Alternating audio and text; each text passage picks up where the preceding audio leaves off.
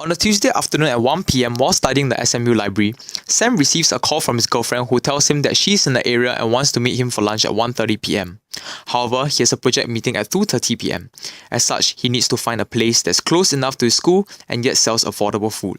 As he has half an hour to the planned lunchtime, as well as a meeting to prepare for, he decides to look for a restaurant that has Wi-Fi. Sam decides to use his frequently used application Foodporn to decide where to eat. He launches the app Foodporn on his mobile phone. He selects the hamburger menu and chooses the restaurant tab. He's redirected to the restaurant page, where he looks through the list of restaurants he had followed before. Sam chooses to see all of his restaurants on a map by selecting the map view icon, and realizes that they're all too far away.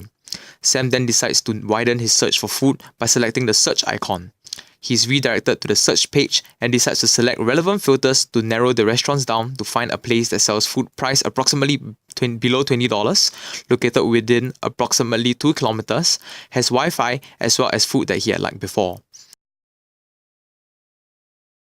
After he's done selecting his filters, he selects the Search Now button.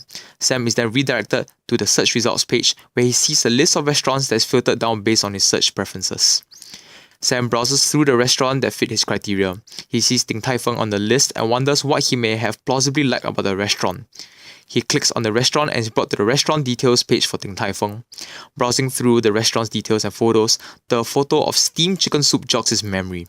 He had been excited to try this dish that has his favourite chicken. However, he is hungry and wants a heavy meal, hence he decides against having soup today.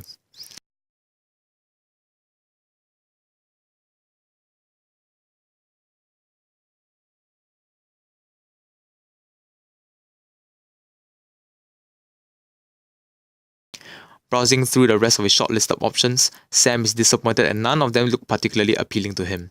Thus, he decides to widen his search further. He chooses to reselect his filters by selecting on the filter button. This time, instead of searching within the restaurant serving food of which he had liked pictures of them before, he applies the same search filters, but this time not within the food that he had liked before, but within the restaurants that his friends are following.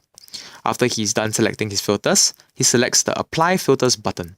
Sam is then redirected to the results page where he sees a list of restaurants that's filtered down based on his search preferences. Sam sees 5 different restaurant listings. He's unsure about which option to pick. He selects the Can't Decide button and a model with different images of food items from his filtered down restaurants appear.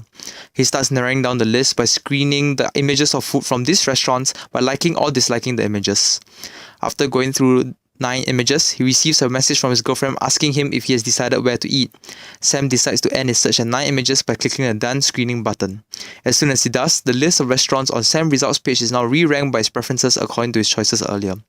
Sam decides to choose a top-ranked restaurant, Dorcher House, and selects it. He's redirected to the restaurant details page for Dorcher House. He quickly glances through the restaurant information to confirm that the restaurant is located at 177 River Valley Road. He fires off a reply to his girlfriend, informing her of the restaurant and location before heading towards the restaurant.